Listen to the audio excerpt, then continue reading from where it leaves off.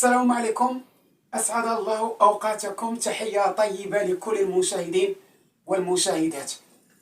فأول حاجة، مبروك علينا الانتصار لمنتخب كوستاريكا، وهذا الشيء اللي كنا كنتمناو من أجل حجز بطاقة التأهل إلى الدور الثمن النهائي.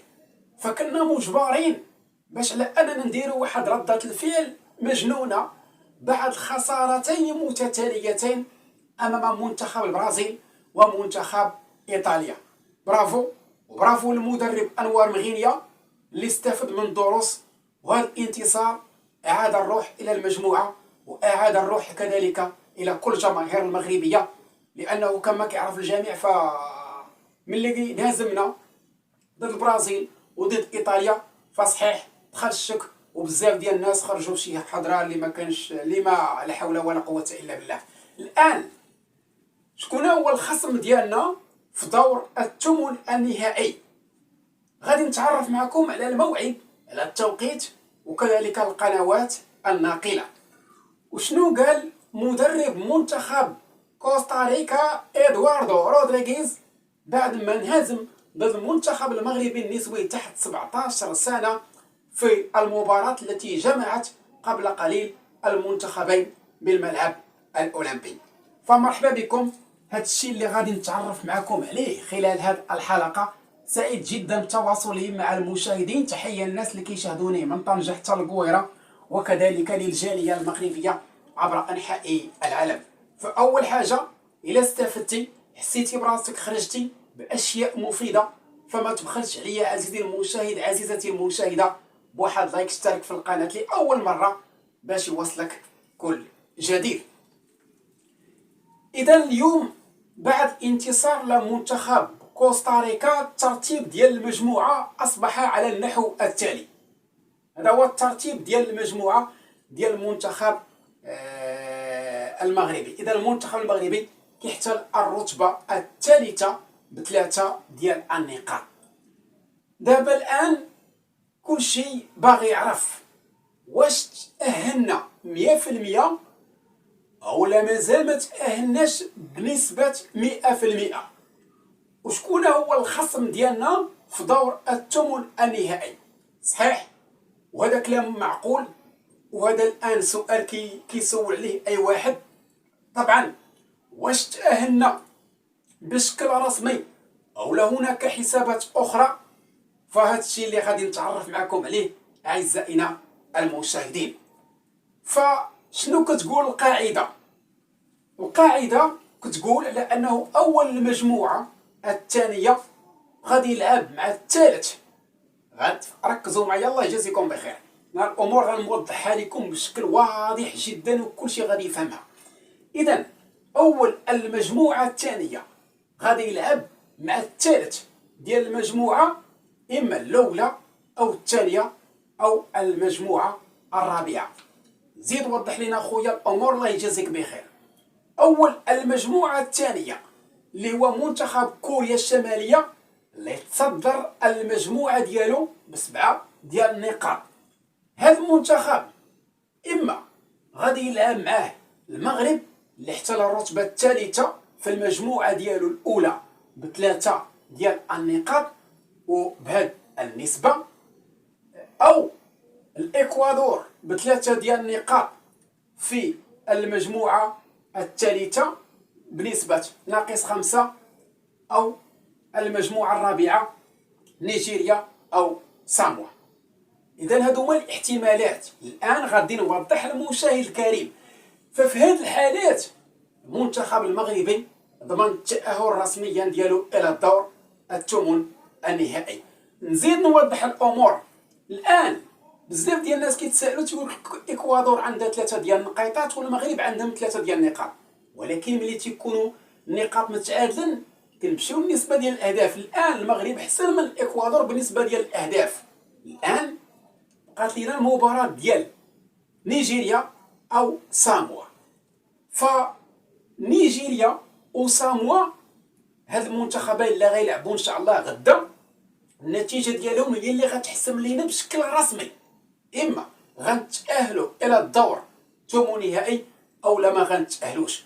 وكاين خيار واحد مطروح بشده، ففي حال فوز ساموا على نيجيريا غنتأهلوا رسميا، وفي حال رغم كذلك فوز نيجيريا على ساموا غير ما يفوزوش باهداف كبيره، فنتمناو نيجيريا لا فازت على ساموا تفوز بواحد او 2-0 باش حنا نتأهلوا بالنسبه ديال الاهداف. اذا الامور واضحه 100%. فالحمد لله لحد اللحظه المنتخب المغربي النسوي تحت 17 سنه متأهل رسميا. بقات لينا غدا نتابعوا المباراة ديال نيجيريا او ساموا، ونتمناو من المنتخب ديال اساموا يحقق الانتصار بنتيجه كيف ما كانت، والمنتخب المغربي غادي يتأهل. اذا الموعد ديال المباراة الثمن النهائي غادي يكون يوم الثلاثاء المقبل في تمام الساعه 8 ليلا باكاديميه محمد السادس. فهذه بخصوص خصم ديال المنتخب المغربي. اذا كيفاش كان المستوى وكيفاش كانت التركيبه اللي دخل بها المدرب اليوم انوار مغينيه، لانه كنا مجبرين باش نديروا واحد رده فعل بعد نتيجتين سلبيتين امام منتخب البرازيل ومنتخب ايطاليا. اليوم المنتخب المغربي او المدرب انوار مغينيه غير من المفهوم ديالو، غير من الاستراتيجيه ديالو، خاصه بالاعتماد على نظام 4-2-3-1، نظام يعتمد بالاساس على التماسك، التقارب، كذلك الخطوط، وكذلك حتى التغطيه الجيده عبر المساحات، لانه كنا كنعرفوا على انه غنواجهوا منتخب كوستاريكا اللي كان هو كذلك الحلقه الاضعف في المجموعه. اذا المنتخب اليوم نسوي تحت 17 سنه اظهر تحسن كبير مقارنه بالمباراتان السابقتان، وبالتالي شفنا تحسن واضح خاصه في اتخاذ القرارات على المستوى ديال الثلث الهجومي، لانه ما كناش كنسجلوا اهداف كبيره. اليوم اتخذنا الفرصه، استفدنا من هذيك اللمسه الاخيره، وبالتالي حققنا المبتغى اللي هو حجز بطاقه التاهل الى الدور الثمن النهائي والفوز على منتخب كوستاريكا. فماذا قال مدرب منتخب كوستاريكا إدواردو رودريغيز؟ إذا قال: نحن محبطون بطبيعة الحال من النتيجة، لكن يجب أن نعترف أن منتخب المغرب كان أفضل منا في أغلب فترات المباراة.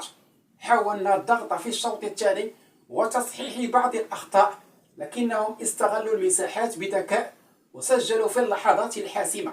هذا اللقاء سيكون درسا مهما للاعبين حول كيفية التعامل مع المنتخبات المنظمة والقوية بدنيا وتكتيكيا مثل المغرب. وهنئهم على هذا الأداء، وسنواصل العمل لتطوير جيلنا الشاب. إذا مدرب منتخب كوستاريكا إدواردو رودريغيز يعترف بقوة المنتخب المغربي، وكما قال أنه المنتخب أظهر تماسك جيد ويستحق على أنه يفوز في المباراة ضمن الجولة الثالثة والأخيرة. إذا الآن تركيز للمباراة القادمة غدا إن شاء الله ضد منتخب نيجيريا، وكذلك منتخب ساموا. إذا النتيجة ديال هاد المنتخبين بيد المنتخب المغربي، فنتمناو لأنه نحققوا الهدف ديالنا، وان شاء الله في دور الثمن النهائي غنصحوا الامور، لانه وقعت لنا مشاكل في المباراه الاولى والمباراه الثانيه، في اللاعبات كانوا غير جاهزين.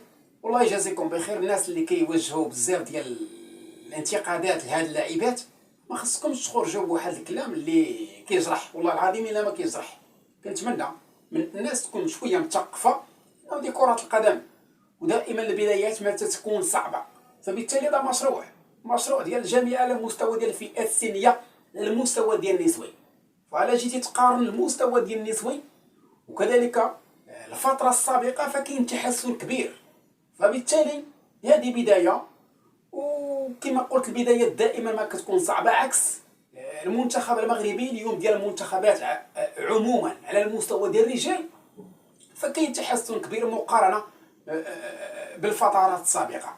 فالله يجازيكم بخير، يكون شي شويه الكلام فيه شي شويه ديال الصواب، نحفزوهم ولو تكون نتيجه سلبيه، لانه هذه هي كره القدم لا تعترف بالمنطق، ولكن كاين امل نتمنى من المدرب، نتمنى كذلك من المسؤولين في هذه الفئه، لانهم يخدموا مزيان، يجهزوا المنتخب بحله جديده ان شاء الله بدءا من دور الثمن-نهائي. واعدكم ان شاء الله لاننا غنشوفوا نسخه استثنائيه رغم الهزيمه ضد منتخب برازيل وايطاليا. وكنتم كتعرفوا لانه المدارس الايطاليه ولا كذلك البرازيليه خاصه على المستوى ديال النسوي فكتمتع بواحد اللياقه، كتمتع بمنتخب كيتمتع فنيا وكذلك بانضباط تكتيكي. فنتمنى الرساله تكون واضحه.